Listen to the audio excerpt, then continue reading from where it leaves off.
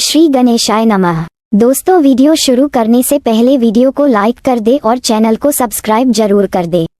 Story name is Bound by Fated and this story is begin from chapter 51 to 52 and guys don't forget to share your reviews and put on your earphones before starting the video for better experience। तो चलिए शुरू करते हैं। रुद्र करिश्मा को देख गुस्से से भर गया था। उसने करिश्मा का हाथ जो कि उसके कमर पर था उसे दूर करते हुए कहा, पर मैं अपनी मर्जी का मालिक हूँ। ये कहते हुए वो अब वहां से गुस्से में चला गया। पूरे दिन भर से वो परेशान हो गया था। करिश्मा, शक्ति, इन सब को वो अब और नहीं झेल सकता था। रुद्र को गुस्से से तमतमाता देख सक्षम उसके पीछे पीछे भागा और उसने रुद्र के पीछे पीछे भागते हुए कहा, रुक जा यार, तू फिर गलती कर रहा है। मैंने कहा था ना कि चुपचाप इस शूट को खत्म कर ले। ये सॉन्ग हमारी लाइफ का टर्निंग पॉइंट साबित हो सकता है। बहुत कुछ उलझा हुआ है, अब ऊपर से तेरा गुस्सा सब कुछ बिगाड़ सकता है। तो रुद्र ने उसकी बात सुन गुस्से में कहा, मुझे अकेला छोड़ दे। सक्षम ने जल्दी से आगे बढ़कर उसकी बाह पकड़ते हुए कहा, यार हर बार गुस्सा ठीक नहीं है। ऐसे तो तू ना खुद कुछ कर पाएगा ना ही हमारे बैंड को आगे बढ़ा पाएगा। ये कहते हुए सक्षम अब वहां से चला गया। उसके जाते ही रुद्र ने गुस्से में वहां पर रखी चेयर को उठाकर फेंक दिया और एक बार सेट की तरफ देख कुछ दूरी पर अकेले में जाकर खड़ा हो गया। उसका मूड ठीक नहीं था। एक वजह इसकी आरोही भी थी। वो रुद्र पर ध्यान ही नहीं दे रही थी, जो कि रुद्र को बिल्कुल भी अच्छा नहीं लग रहा था। दोनों ने लड़ झगड़ कर लगभग 2 महीने साथ में निकाल दिए थे, पर उनका रिश्ता ज्यों की त्यों ही था, कोई सुधार नहीं था। रुद्र ने परेशान होते हुए अब अपनी सिगरेट और लाइटर निकाल स्मोकिंग करना शुरू कर दी। अंडस्को। वहीं दूसरी तरफ ईशु शान के साथ अपने घर आ चुकी थी। उसे अचानक से यूं आया देख अर्चना जी हैरान थी। वहीं नैना जो उनके पास बैठी थी उसे भी हैरानी हुई। दिन का समय था तो उन दोनों के सिवाय अभी घर में कोई नहीं था। अर्चना जी ने शान से कहा, आओ बेटा अंदर आओ। वहीं ईशु भी हल्का सा मुस्कुराए। अर्चना जी और नैना से गले मिलकर जब वो अलग हुई तो नैना ने उससे पूछा, बेटा इस तरह अचानक? ईशु ये सुन अपनी माँ को देखने लगी। कुछ समझ नहीं आ रहा था कि तभी शान ने बात संभालते हुए कहा, आंटी वो इसे आप सबकी याद आ रही थी और फिर हम दोनों के एग्जाम भी हैं तो यहाँ शांति से पढ़ने आई है, क्योंकि घर पर तो भाई हैं जो इसे पढ़ने तो बिल्कुल नहीं देंगे। शान अपनी बात कहकर मुस्कुरा दिया तो उसकी बात सुन अर्चना जी और नैना दोनों एक दूसरे को देख मुस्कुरा दी। अर्चना जी ने शान के कान खींचते हुए कहा, बेशर्म कैसी बातें करता है। शान उनके कान खींचने पर चिल्लाया और उसने कहा, दादी कान उखड़ जाएंगे मेरे, मैं तो सच बोल रहा हूँ। उन दोनों को देख ईशु अब चुपचाप वहां से चली गई। उसमें अब और नाटक करने की हिम्मत नहीं थी। वहीं नैना को ईशु कुछ बदली लगी। आज वो खुशी नहीं थी उसके चेहरे पर, जो कि उसके रिसेप्शन पर उसने देखी थी। मुंबई एयरपोर्ट पर रात के लगभग 8 बजे सक्षम और रुद्र ने चेक आउट किया। वे दोनों आज 5 दिन बाद अपने सॉन्ग की शूटिंग पूरी कर मुंबई वापस लौट आए थे। रुद्र और सक्षम एयरपोर्ट की पार्किंग में ऑलरेडी पार्क रुद्र की कार में बैठ एयरपोर्ट से निकल गए। कार में बज रहे सॉन्ग्स को सुन सक्षम ने एक नज़र कार ड्राइव कर रहे रुद्र के चेहरे की मुस्कुराहट को देखते हुए पूछा, आज तो लड़का बीवी से मिलने की खुशी में कुछ ज्यादा ही खुश है उमम। तो रुद्र ने कार ड्राइव करते हुए सक्षम से पूछा, तुझे क्या लगता है? सक्षम ने सिर घुमा रुद्र की तरफ देखते हुए कहा, बहुत खुश।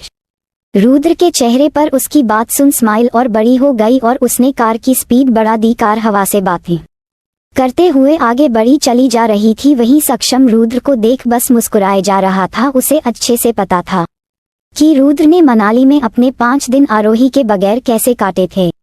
वहीं दूसरी तरफ रात के 9 बज चुके थे। आरोही और सोनल अपनी ड्रेस चेंज कर अब कैफे से बाहर निकल कर आई तो सोनल ने कहा, यार जल्दी चल, बहुत भूख लगी है। तो आरोही ने अपना बैग संभालते हुए कहा, हाँ पर एक बार मुझे अपना फोन चेक करने दे। आरोही और सोनल ने अभी 2 दिन पहले ही कैफे में काम करना शुरू किया था। आज उनका तीसरा दिन था। आरोही की इतनी कोशिशों के बाद जाकर उन दोनों को आखिर एक अच्छे से कैफे में जॉब मिल गई थी। दोनों आगे बढ़ी ही थी कि सोनल ने आरोही का हाथ पकड़ उसे रोकते हुए कहा, है आरोही वो देख। आरोही जो कि अपने फोन में डूबी हुई थी, उसने सोनल की बात सुन एक नज़र अपना सिर ऊपर उठाते हुए सोनल के बताए डायरेक्शन की तरफ देखा तो वो शॉक हो गई। कैफे के साइड में कार से टिक कर खड़ा रुद्र सिगरेट के कश लेते हुए उसे ही देख रहा था। आरोही उसे देख बुरी तरह से हैरान थी। उसने रुद्र को देख अब गुस्से में सोनल को देखते हुए धीरे से पूछा, तूने बताया ना इन्हें यहाँ का एड्रेस, तू मेरी दोस्त है या इनकी? सोनल ने आरोही की बात सुन झट से कहा, नहीं यार पागल है क्या, मैंने तो रुद्र से बहुत टाइम से बात नहीं की। आरोही ने सोनल की बात सुनकर कहा, तो फिर? सोनल ने आरोही को देख अब रुद्र की तरफ देखते हुए कहा, तो फिर कुछ नहीं, जाकर बात कर, तुझे ही घूरे जा रहा है। आरोही ने रुद्र की तरफ पलटकर देखा और फिर सोनल की तरफ पलटकर अपनी आंखें भींच लीं। वो तो भूल ही गई थी कि वो वापस आने वाला है। अपनी आंखें खोल वो मुड़ी तो रुद्र ने अब सिगरेट फेंक दी और वो सीधा खड़ा हो गया। ना चाहते हुए भी आरोही ने सोनल का हाथ पकड़ा और रुद्र के पास चली आई तो रुद्र ने कार का डोर ओपन करते हुए कहा, अंदर बैठो। आरोही रुद्र की बात सुन झट से सोनल को अपने साथ खींच कार में बैठ गई। ये देख रुद्र को आरोही पर गुस्सा आया। उसने सिर्फ उसे बैठने को कहा था, ना कि सोनल को। वो उसके साथ बैठना चाहता था पर ये लड़की तो कुछ समझती ही नहीं थी। बेमन से रुद्र आगे पैसेंजर सीट पर सक्षम के बगल से जा बैठा। सक्षम उसकी हालत देख हंस दिया तो रुद्र ने गुस्से में उसे घूर कर देखा। इस पर अगले ही पल सक्षम ने कार स्टार्ट की और अब वे लोग वहां से निकल गए। कार में बैठे रुद्र की नजर मिरर पर ही टिकी हुई थी। वो पीछे बैठी आरोही को देख रहा था जो कि बड़ी मासूमियत से उसे इग्नोर कर रही थी, पर अब ये रुद्र के बर्दाश्त से बाहर था। इसलिए धीरे से उसने सक्षम से कहा, कार साइड में रोक। सक्षम ने अपना सिर हिलाते हुए कहा, जो हुक्म मेरे आका। कार साइड में रुकी तो सोनल ने झट से पूछा, क्या हुआ? तो रुद्र ने अपना सीट बेल्ट खोलते हुए कहा, सोनल तुम आगे आओ। आरोही ने जैसे ही रुद्र की बात सुनी तो सोनल का हाथ पकड़ते हुए रुद्र से पूछा, क्यों? रुद्र ने आरोही को मिरर से देख थोड़े गुस्से में कहा, क्योंकि मैं कह रहा हूँ। रुद्र को गुस्से में देख आरोही ने सोनल का हाथ छोड़ दिया तो वो डोर ओपन कर कार से बाहर निकल गई।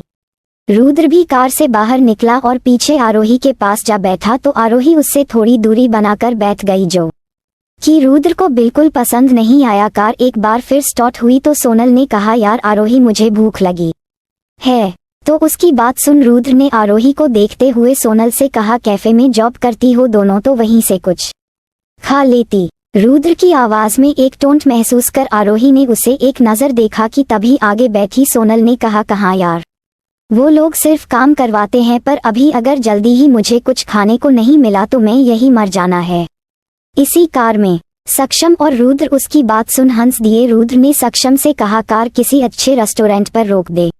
सक्षम ने हाँ में सिर हिलाया और अब एक नजर पेट पकड़कर बैठी सोनल को देख एक बार फिर हंस दिया। इधर रुद्र ने अब मौका पाकर आरोही का हाथ पकड़ लिया तो वो हैरान हो उसे अपनी आंखें फाड़ कर देखने लगी। उसे पता था कि वो ऐसा ही कुछ करेगा। कुछ देर बाद सक्षम ने कार एक रेस्तरां के बाहर रोकी तो सोनल खुश होते हुए जल्दी से बाहर निकल गई। वहीं सक्षम भी चला गया तो आरोही ने अपना हाथ छुड़ाने की कोशिश करते हुए कहा, वो चले गए। रुद्र ने आरोही की बात सुन एक झटके में उसे अपनी तरफ खींच अपनी बाहों में भरते हुए पूछा, मेरे कॉल्स पिक क्यों नहीं कर रही थी? आरोही ने रुद्र की बात सुन धीरे से कहा, मुझे आपसे कोई बात नहीं करनी।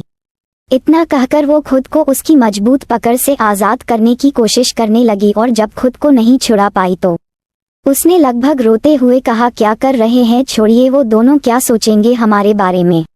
रुद्र ने आरोही के पेट पर अपने हाथ से अपनी पकड़ को और अधिक मजबूत करते हुए कहा, यही कि बहुत दिनों बाद हस्बैंड वाइफ मिले हैं तो साथ में टाइम स्पेंड कर रहे हैं, एक दूसरे से प्यार कर रहे हैं।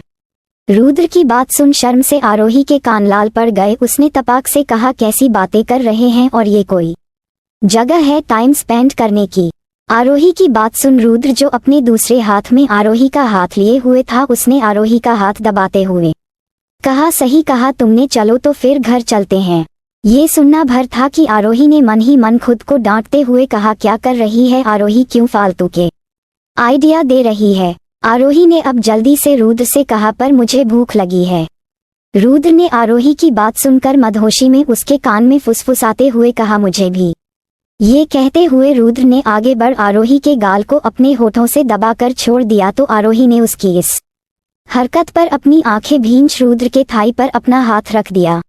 रुद्र ने उसके ऐसा करने पर अपने पैर पर रखे उसके हाथ को अपने हाथ में थाम लिया और दूसरे हाथ से आरोही का चेहरा अपनी तरफ घुमाते हुए अब उसके होठों के करीब अपने होठों को लाया तो एक नजर उसने आरोही को देखा उसका दिल इतनी तेजी से धड़क रहा था कि रुद्र उसके धड़कते दिल को साफ महसूस कर पा रहा था, पर इस समय उसका ध्यान सबसे अधिक उसके नर्म गुलाबी होठों पर था।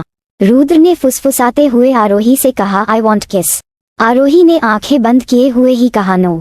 रुद्र आरोही का जवाब जानता था, इसलिए उसने धीरे से कहा, ठीक है तो मैं कर लेता हूँ। ये कहते हुए रुद्र ने अब बिना किसी देरी के आरोही के नर्म होठों पर अपने सख्त होठों को रख उसे चूमा तो उसकी छुअन से आरोही के पेट में एक खलबली सी मच गई। उसे शरीर में गूसेबम्प्स फील होने लगे। उसने पीछे हटना चाहा, मगर रुद्र ने पीछे से उसके बालों को अपनी मुट्ठी में भींच लिया। वो आज उसे खुद से दूर नहीं जाने देना चाहता था। वहीं आरोही ने भी अब पीछे हटने की कोशिश छोड़ दी। रुद्र ने उसके होठों को सख्त करते उसे एक डीप किस किया। दोनों की नाक आपस में छू गई थी, एक दूसरे की सांसें मुंह में घुल गई थीं। आरोही को गहराई से चूमते हुए रुद्र ने अब उसे छोड़ा, क्योंकि उसे सांस की जरूरत थी। आरोही का चेहरा शर्म से लाल पड़ चुका था। उसने अगले ही पल रुद्र के सीने में अपना चेहरा छुपा लिया और तेज तेज सांसें लेने लगी। कुछ देर बाद वो शांत हुई तो रुद्र धीरे से हंसा और उसने आरोही को छेड़ने के अंदाज में कहा, स्ट्रॉबेरी लिप बाम। आरोही उसकी बात सुन चुप रही कि रुद्र ने फिर से कहा, तुम्हारे स्ट्रॉबेरी लिप्स की वजह से आज से मुझे स्ट्रॉबेरी अच्छी लगने लगी। आरोही उसकी बात सुन अब झट से उससे दूर हो गई। वो क्या कर रही थी, उसने उसे किस कैसे करने दिया, ये सोच आरोही ने अपने होठों को छुआ था कि रुद्र ने आगे बढ़ एक बार फिर उसके होठों को अपने होठों से छूकर कहा, आओ चलते हैं। ये कहते हुए रुद्र ने आरोही के बालों को ठीक किया और अब कार से निकल उसे अपने साथ लेकर रेस्तरां के अंदर सक्षम और सोनल के पास जा बैठा। आरोही रुद्र से दूर सोनल के पास जाकर बैठी थी। सोनल और सक्षम पहले से ही खाने का ऑर्डर दे चुके थे। सक्षम ने कॉर्नर की सीट चुनी थी, जिस वजह से उन्हें कोई प्रॉब्लम ना हो, क्योंकि आजकल रुद्र के यूट्यूब चैनल पर बढ़ती फैन फॉलोइंग से वो पॉपुलर होने लगा था। खासकर उसकी फीमेल फैन फॉलोइंग तेजी से बढ़ रही थी। ऑर्डर आ चुका था। सोनल और आरोही को वाकई भूख लगी थी, इसलिए खाना देख वो तो उस पर टूट पड़ी थी कि खाते खाते सोनल की नजर रुद्र पर पड़ी, जो अपने हाथ की एक उंगली अपने मुंह में दिए खाना खाती आरोही को देखे जा रहा था। सोनल ने ये देख आरोही के कान में फुसफुसाते हुए कहा, बहन तू मुझे आज हलाल होने वाली बकरी लग रही है। रुद्र तुझे कैसे देख रहा है। आरोही ने ये सुन अब खाने से ध्यान हटा। रुद्र को देखा तो वो आराम से बैठा हुआ उसे देख रहा था। वहीं उसके पास बैठा सक्षम शांति से खाना खा रहा था। आरोही को रुद्र को देख अब सोनल की बात बिल्कुल सच लगी। किसी भी तरह आरोही ने अपना खाना खाया और अब जब खाना खाकर वो लोग बाहर आए तो आरोही ने रुद्र से कहा, मुझे हॉस्टल छोड़ दें, आज सोनल के साथ रात भर जागकर पढ़ने वाली हूँ। रुद्र ने आरोही की बात सुन झट से कहा, नहीं। तो आरोही ने गुस्से में कहा, क्यों, मैं बकरी नहीं हूँ। आरोही की बात सुन सोनल ने अपना सिर पीट लिया। रुद्र तो कंफ्यूज हो उसे देखने लगा। वहीं सक्षम भी आगे बढ़ते हुए रुक गया। इधर आरोही को अपनी कही हुई बात का मतलब समझ आया तो उसने झट से अपनी बात बदलते हुए कहा, क्यों, मैं क्यों नहीं जा सकती, हमें पढ़ना है। रुद्र ने आरोही का हाथ पकड़ते हुए कहा, हाँ तो पढ़ो, मगर दिन में रात का तुम्हारा टाइम सिर्फ मेरा है। और हाँ, पढ़ाई से याद आया, तुमसे कहा था ना कि अपनी पढ़ाई पर ध्यान दो। किसने कहा तुम्हें कैफे में जाकर काम करने को। आरोही ने रुद्र की बात सुन अपना हाथ छुड़ाते हुए कहा, मेरी मर्जी, मैं करूंगी जॉब। रुद्र ने उसकी बात सुन कर कहा, हाँ पर पहले पढ़ाई तो पूरी करो, आओ। रुद्र एक बार फिर उसे ले जाने को हुआ तो उसने झट से कहा, हॉस्टल छोड़ेंगे तो ही जाऊंगी। आरोही की बात ने अब रुद्र को गुस्सा दिला दिया। एक तो वो इतने दिन उससे दूर रहा ढंग से, वो तो फोन पर बात भी नहीं करती थी। अपने घर वालों के कॉल इग्नोर कर वो उसके पास आया था, क्योंकि वो उसके बगैर बेचैन था। अभी उसकी बेचैनी कम भी नहीं हुई थी और वो थी कि उससे दूर जाने की रट लगा रही थी। इसलिए रुद्र ने अब उसका हाथ पकड़कर गुस्से में दबाते हुए कहा, मुझे गुस्सा मत दिलाओ वरना ____। वहीं दूसरी तरफ 5 दिन से शुभित ईशु को लगातार कॉल किए जा रहा था, पर वो उसके कॉल पिक नहीं कर रही थी। वो बस एक बार उससे बात करना चाह रहा था, पर ईशु इस समय उससे कोई बात नहीं करना चाहती थी। फिलहाल शुभित इस समय कहीं बाहर आया हुआ था। एक होटल के रूम में जैसे ही वो एंटर हुआ तो सामने खड़ी आध्या को देख गुस्से से भड़क उठा और उसने अगले ही पल उसके करीब जा गुस्से में उसका गला पकड़ मजबूती से दबाते हुए गुस्से में कहा, सिर्फ तुम्हारी वजह से, तुम्हारे हार जीत के इस घटिया खेल की वजह से आज मैं अपनी लाइफ में एक बार फिर सब कुछ खो चुका हूँ। शुभित ने आध्या के गले पर अपनी पकड़ मजबूत करते हुए कहा, एक बार भी दिल नहीं घबराया अपनी छोटी बहन के साथ। ये सब करने से पहले मुझसे बदला लेना इतना बढ़कर था तुम्हारे लिए हम। शुभित के हाथ अब भी आध्या के गले पर थे। आध्या लगातार कोशिश करते हुए खुद को छुड़ाने की कोशिश कर रही थी, पर शुभित की पकड़ कुछ ज्यादा ही मजबूत थी। आध्या ने शुभित की पकड़ में छटपटाते हुए कहा, चीकू जैसा तुम सोच रहे हो मैंने वैसा कुछ नहीं किया। शुभित की उसके गले पर पकड़ की वजह से वो बोल नहीं पा रही थी। शुभित ने एक झटके के साथ उसे छोड़ा तो आध्या ने एक गहरी सांस लेते हुए अपने गले को सहला कर कहा, जितना तुम सोचते हो उतनी बुरी नहीं हूं मैं। बस मुझे ईशू पर गुस्सा आता है क्योंकि बचपन से वो मेरे हिस्से की खुशियां छीनते हुए आई है, यहाँ तक कि तुम्हें भी छीन लिया। तुम मेरे थे, उसने तुम्हें भी अपनी खूबसूरती के जाल में फंसाया।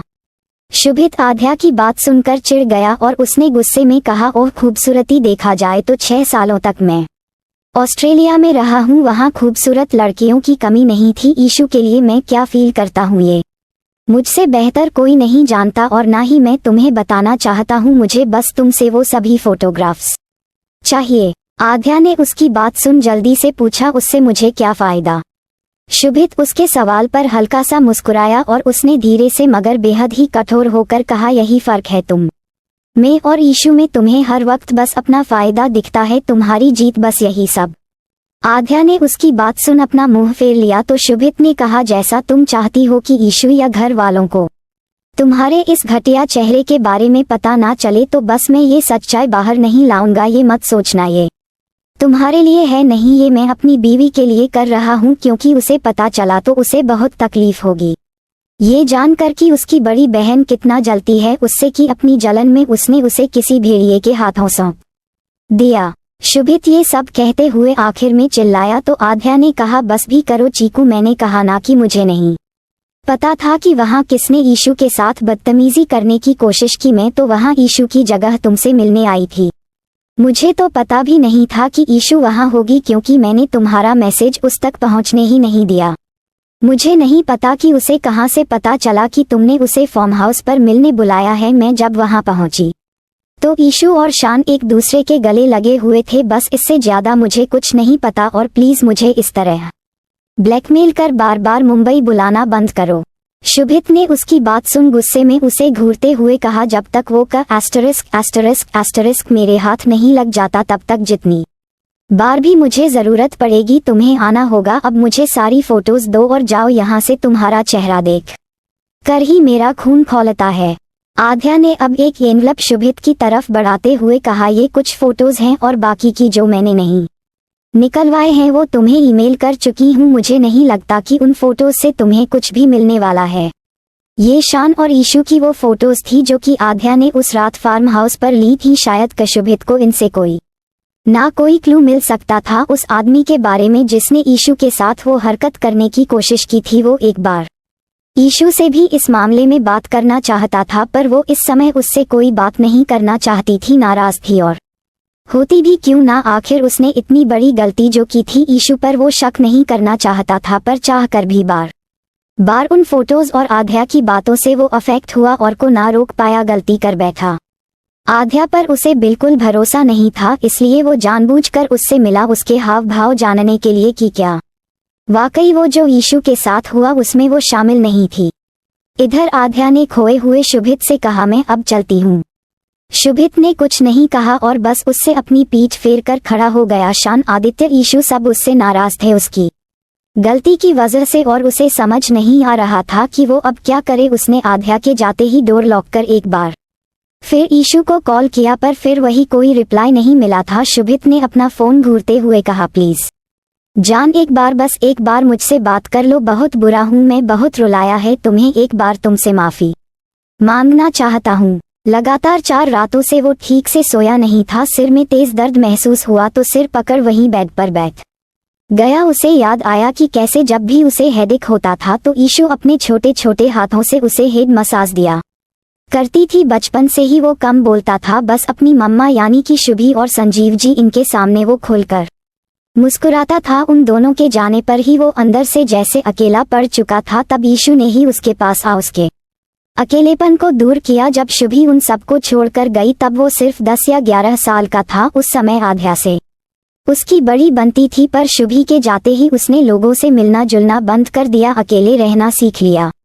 आदित्य से भी कम ही बात करता था, तो इस वजह से आध्या ने भी अब उसके पास जाना बंद कर दिया। फैमिली गेट टुगेदर में वो कभी शामिल नहीं होता था, अकेले बैठा रहता था कि तभी उसे इस तरह देख 1-2 बार ईशु ने उसके पास आना शुरू किया, पर शुभित को उसके पास आना बिल्कुल भी पसंद नहीं आता था। वो उसे डांटता, पर वो फिर भी जब मौका मिलता उससे मिलने का तो जरूर आती थी। वो ना बोलते हुए भी उससे ना जाने क्या पर बहुत कुछ कह जाती थी। कभी कभी जब शुभित को उसकी बात समझ नहीं आती तो वो उस पर गुस्सा भी करता था, पर फिर भी बुरा नहीं मानती थी। ईशु का जबरदस्ती उसकी जिंदगी में आना कब उसे अच्छा लगने लगा वो खुद नहीं जान पाया। अंडस्को। वहीं दूसरी तरफ अपार्टमेंट पर रुद्र आखिरकार आरोही को अपने साथ ले ही आया था। शॉवर लेने के बाद वो रूम में आया तो आरोही उसे सिर्फ एक टॉवल में देख शर्मा गई और खुद में ही बुदबुदाई, ओह कान्हा जी ये ऐसे ही है बेशर्म, बस मौका चाहिए अपने डोले शोले दिखाने का। तभी रुद्र वो उसके करीब आया और उसने अपने गीले बालों से पानी झड़कते हुआ कहा, शर्माओ मत बेबी, खुलकर देखो तुम्हारा ही हूँ। आरोही ने मुंह बनाते हुए कहा, चुप रहिए और दूर हटिए, आपके बालों से पानी टपक रहा है। रुद्र ने आरोही की बात सुनकर कहा, अच्छा तो ये लो फिर। ये कहते हुए रुद्र ने अब अपने बालों से बहता पानी सारा का सारा अपने हाथ से आरोही पर झटक दिया। उसने दूर जाने की कोशिश की तो रुद्र ने हंसते हुए उसे अपने पास वापस खींच लिया। आरोही के चेहरे को पानी से भीगा हुआ देख वो मुस्कुरा दिया। उसके साफ मिल्की वाइट चेहरे पर पानी की वो कुछ बूंदें ऐसी लग रही थी मानो मोती। आरोही ने उसकी पकड़ से आजाद होने की कोशिश करते हुए कहा, अब छोड़िए। तो इस पर रुद्र ने उसे अपनी बाहों में भरते हुए बेहद रूमानी अंदाज में कहा, बेबी पहले ठीक से पकड़ने तो दो। उसकी बात सुन एक बार फिर आरोही के कान शर्म से गर्म हो चुके थे कि रुद्र ने झुककर अपने ठंडे गाल से आरोही के गर्म गाल को सहलाया तो उसने अपनी आंखें भींच धीरे से कहा, ये मत कीजिए। रुद्र उसकी बात सुन मुस्कुराया और उसने उसके गाल पर किस करते हुए कहा, क्यों? रुद्र ने हंसते हुए अब उसको छोड़ा और पास रखी टॉवल से आरोही को देखते हुए अपने बाल सुखाने लगा। आरोही ने इस समय लाइट ग्रीन कलर का नाइट सूट पहना हुआ था जिसमें वो बहुत ही क्यूट लग रही थी। अपने बाल सुखाने के बाद रुद्र ने अपना लगेज खोल उसमें से अपने अंडरवियर और एक लोअर निकाला था कि आरोही ने जल्दी से अपनी आंखें भींच लीं। उसे पता था कि उसका कोई भरोसा नहीं है, पता चले यहीं उसके सामने ही कपड़े पहन ले। वहीं रुद्र वो आरोही को देख हंसते हुए अब बाथरूम में चला गया। बाथरूम के डोर की आवाज को सुन आरोही ने धीरे से अपनी आंखें खोल इधर उधर रूम में नजरें घुमाई तो रुद्र वहां पर नहीं था। आरोही ने अपना सिर पकड़ते हुए कहा, बेटा आरोही सो जा, वरना आज ये तेरा पागल पति तुझे पकड़ कर ही दम लेगा है, कान्हा जी रक्षा करना। आरोही जैसे ही ब्लैंकेट तानकर बेड पर लेटी थी कि रुद्र बाथरूम से निकल आया। उसने बस नीचे लोअर पहना हुआ था और अपर बॉडी पर कुछ भी नहीं पहना। उसे घर में इस तरह ही रहना कंफर्टेबल लगता था। आरोही को सोते देख वो मुस्कुराया और उसने आरोही से पूछा, बेबी सो गई क्या?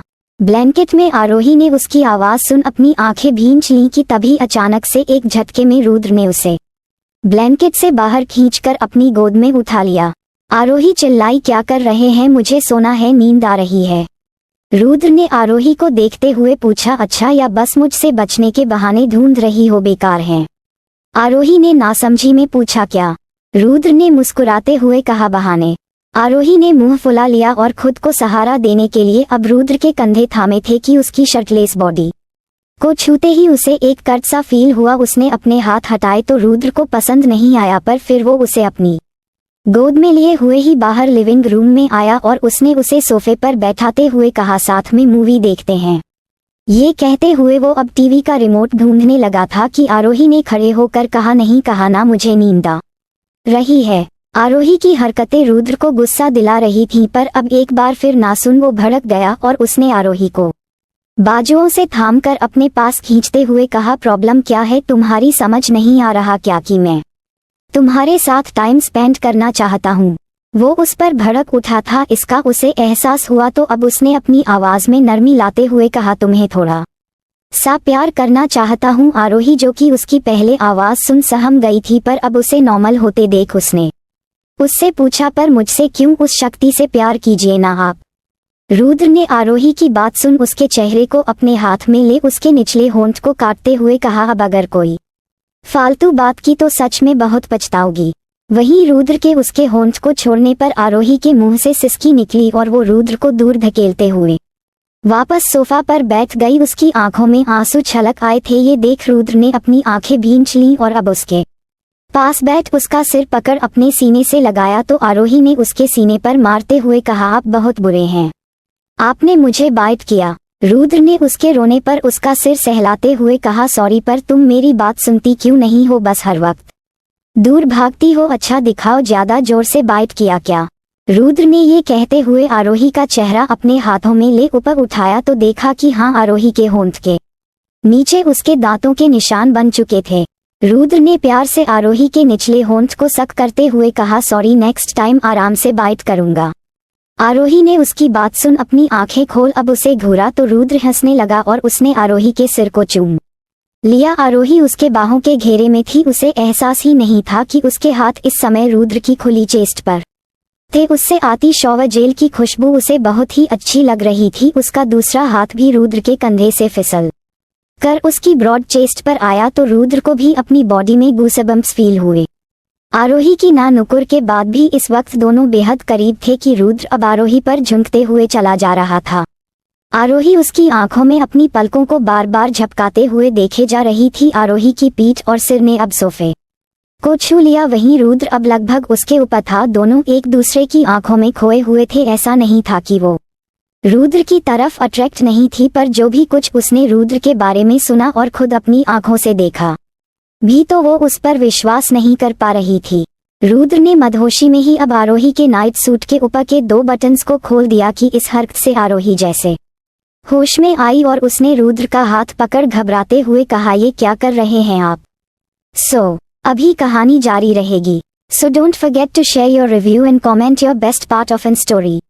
और अगर आपने अभी तक हमारे चैनल को सब्सक्राइब नहीं किया तो कृपया इसे सब्सक्राइब करें और बेल आइकन पर क्लिक करें ताकि आप हमारी नई कहानी पहले पा सके। And if you like my story so comments your feelings with heart emoji. तो मिलते हैं नेक्स्ट वीडियो, तब तक के लिए राधे राधे।